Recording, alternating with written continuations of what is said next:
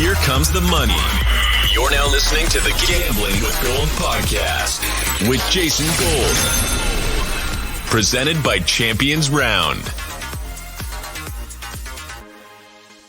Welcome to Gambling with Gold, episode 69. We are talking about the national championship game between Rock Chalk, Kansas, and the North Carolina Tar Heels, fresh off of taking Duke out of the tournament and sending Coach K packing. With me today is Jeff Haseley, who works for Champions Round. He's my video editor. He's my go-to guy at Champions Round, and he's a big North Carolina fan. So happy to have him on the show to break down the national championship tonight. Jeff, how you doing? I am good. Thanks for having me on. Looking forward to tonight's game and the craziness that was the semifinal.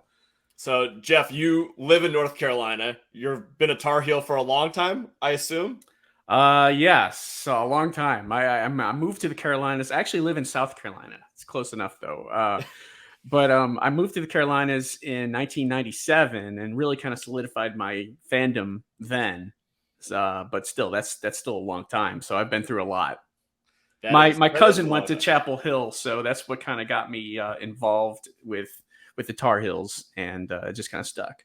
So 25 years. So your first year as a Tar Heel was VC and Antoine Jameson, or is that right before you? Yeah, pretty much. I mean, I followed them and I knew who they were, and all, but that would be around the time when I really started to dig deep. All right, so why don't we start with this? So North Carolina, obviously, great game against Duke. Everything that we could have wanted and more. The last 12 minutes were absolutely insane. It would have been even better if the refs would have swallowed their whistle a little bit. Kind of ruined some of the game flow, but we still got an incredible game. UNC comes up clutch at the end. I just want to know what the reaction in the Carolinas was, just like the overjoy and how much that game was worth versus like how many national championships would you trade for having these two moments? The one at Cameron and then this one in the Final Four to send K packing. Yeah, I mean, those are obviously good moments, but and I think I can speak on behalf of Duke fans as well, as this was going back and forth, almost like it came down to a coin flip on this. It literally did, because you're thinking in one sense, this is all we need to do to win the game and to obviously move on, get the Coach K out, so you have that whole process, right? So I was thinking, gosh, if they win, if they lose, I was so on the edge. I didn't know what was going to happen. And, looking back at the last 3 minutes and 30 seconds, 3 minutes and 32, I think it was, Duke had 6 free throw attempts in that time, and they only made 2. And Carolina had 8 free throws, and they made 6 in that time frame. And I think that there's so much that if you look back at the free throws, hitting the free throws was the story of the game. And also, too, when Caleb Love had, I think it was a 2-point lead at the time, and he needed to hit some free throws to get the lead up to 4. I think this is what it was. It was a 1-and-1. So if he didn't hit that, then Duke gets the ball back down 2 with the chance to tie with, I think there's 20 seconds left or so at the time. But he didn't. He got both of them and got that 4-point lead again. And they missed the 3, and that was it. So much going on. As a Carolina fan, I was obviously elated that they won, but I mean, it literally could have gone either way. It could have, and then we'd be talking all about Duke right now. Yeah, well, I'm happy that we're not. I'm glad that we got the Coach K retirement party. I'm glad UNC put it out. It made for a way better story from my end. And I just thought it was a great game, really well played by North Carolina. I thought that Hubert Davis actually outcoached Coach K down the stretch. Seemed like all of his guys believed in him. And the ability for North Carolina to not waver when Baycott goes down with the ankle injury. Now, I think they knew, based on seeing him run down the hallway and back, that he was going to make it back at some point. And I loved when he's checking back in. Someone asked him, how are you doing? He's like, F it, whatever. I just love that attitude. It's like, this is the game of your life. Who cares if the ankle's broken for the national championship? I have to play the next 4 minutes. He ended up fouling out 2 minutes later, but I felt like the momentum of him coming back in the game meant a lot and gave a lot of confidence to Caleb Love and Manic. I mean, those two guys, I know Manic had a terrible game, but the quarter 3 that he made, I felt the entire game shifted on that. that three. And then Caleb Love, I mean, the guy's putting himself square into like a top 5 pick in the NFL. Or sorry, my brain's on the NFL draft, the NBA draft conversation. He was absolutely awesome, and he's had 3 halves in this tournament that you're just like, is this the best player like in the country? Yeah, Are we not bananas. sure? Yeah, he's crazy. Yeah, he absolutely took the game over when needed in those 3 different halves, and without that, Carolina's not in the position where they are. They don't beat UCLA. They probably don't beat Baylor. And of course Duke. So those are 2 or 3 big halves that he absolutely came through for the team. All right, so I want to play a little clip here that you sent to me from the game. This is the moment where Coach K, in your words, realized that death was coming. It was coming. So this is the foul where they realize it. They wanted an and one, not an and one. They have to take the 2 free throws. And his look on the sidelines is quite special. So let's go ahead and try to play this right now. Urban Meyer, the only thing that was missing was a sad Papa John's pizza. Yeah, I mean, well, they're down 3 at that point. They needed 3. They can only get 2. They wind up only getting 1 because he actually, no, wait. Yeah. Yes, I believe they made 1 of those free throws. I think it was 1, yeah. Isn't that right? So yeah, that was critical, and you could see his look on his face was like, oh no, because then they have to foul.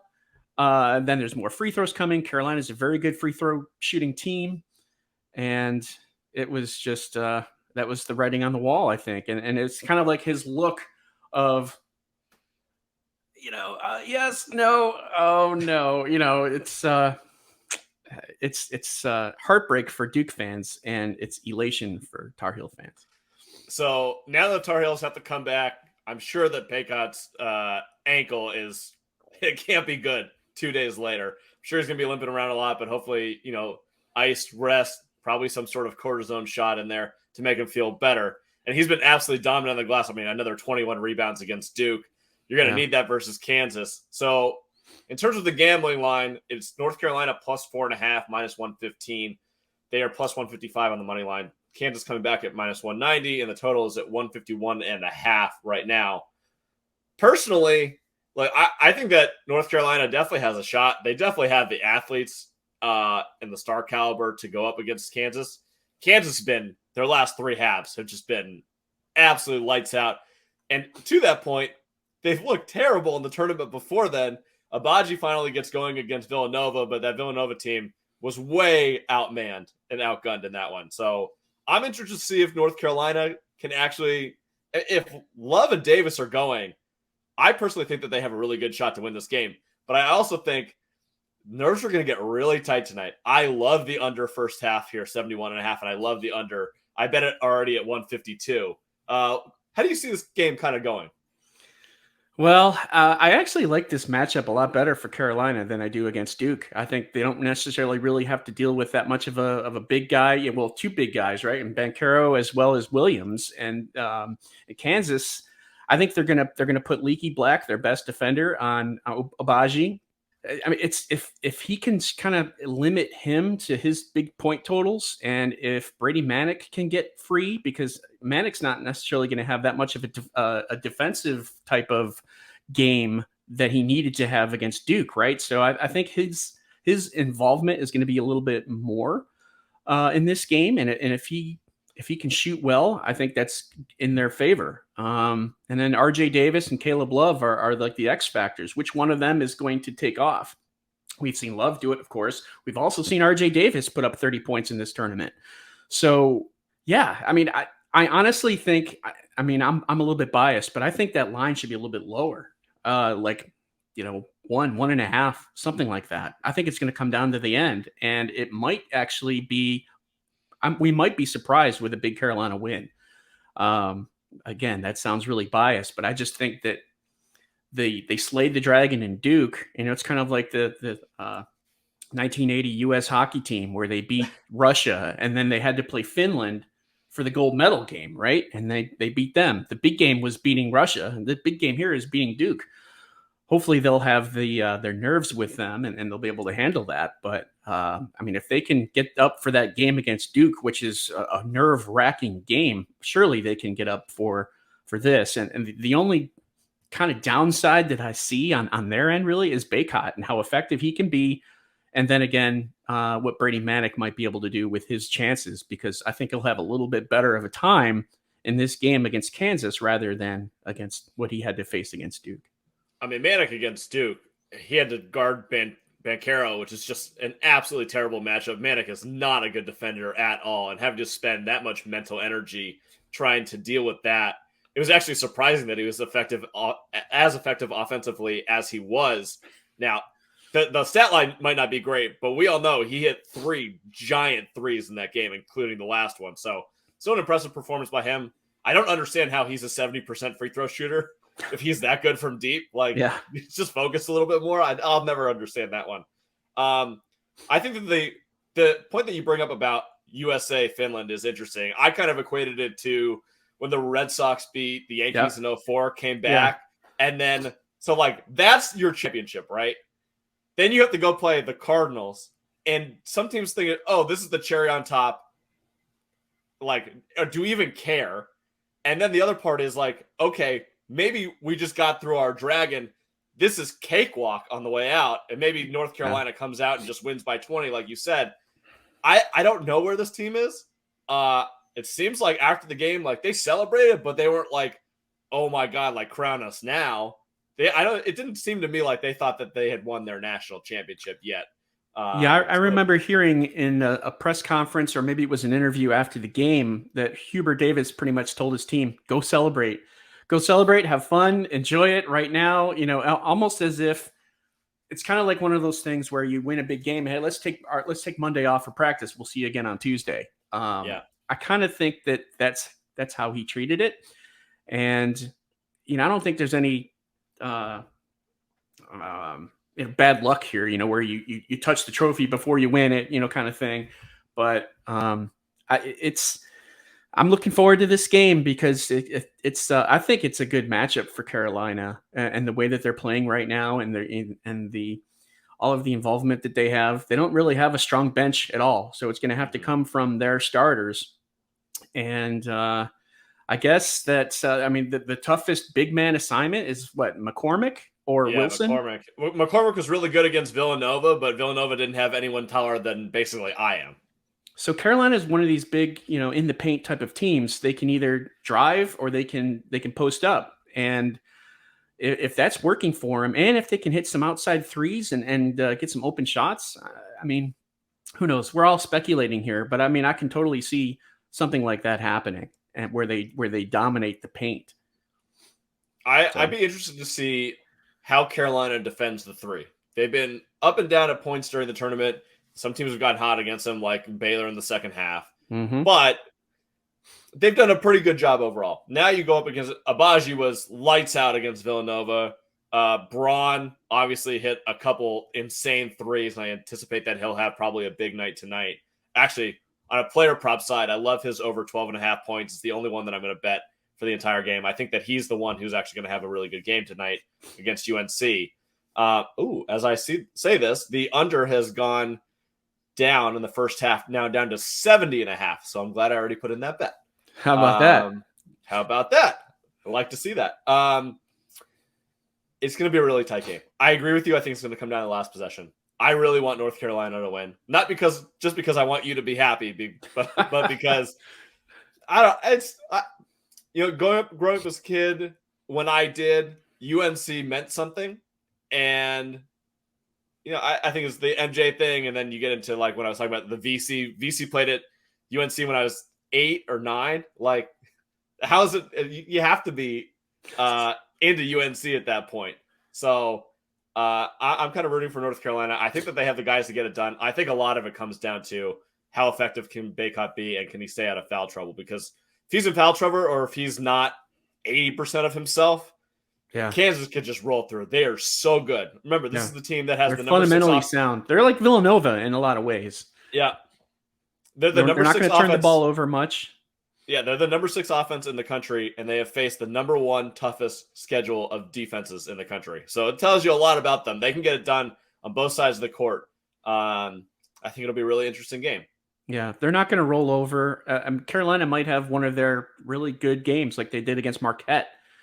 where they just, overblow the opponent, but by hitting threes, having a high percentage of shots that fell outside of the paint. But yeah, like I said, Kansas is not a team that's just going to roll over, and they're going to be defensively fundamentally sound. And like you said, their offense is strong. It should be a good game. So that's what I'm looking forward to. And this is such a great story for Hubert Davis. I mean, is this not necessarily like the best ever performance by a rookie head coach? It's up there. In college basketball? Especially given where you guys were in like mid-January. They lost to Kentucky by 20-something. They lost to Pitt. A few other big losses as well. I mean, they found themselves. They definitely found themselves, and I think coaching has a lot to do with that.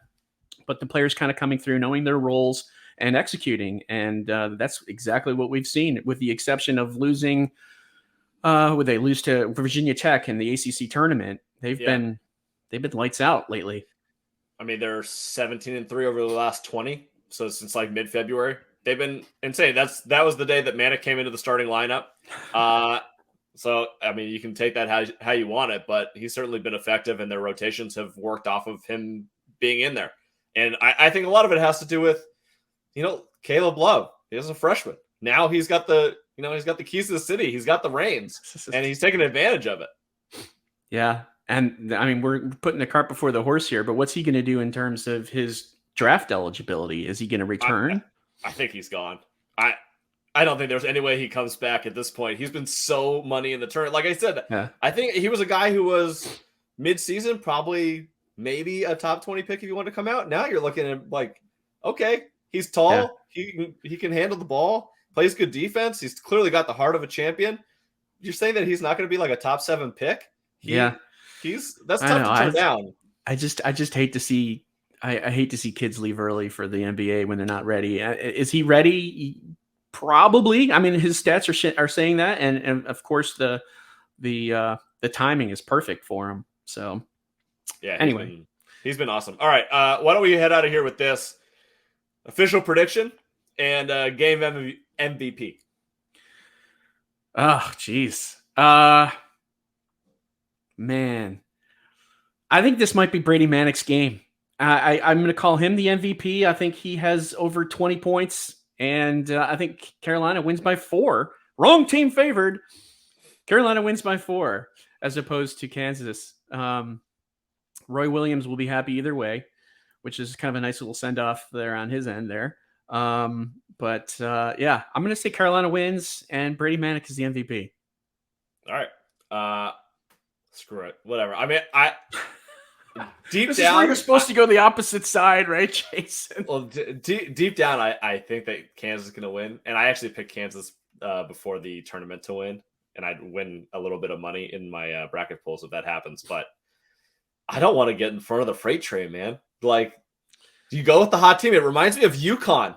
Like these UConn teams that just come out of nowhere and are just like, you don't want to get in the way. They might be playing better teams, but UNC's played better teams at least twice in the tournament, if not 3 times. Yeah, I mean, the UCLA game, I thought, well, number one, I picked UCLA to win that game.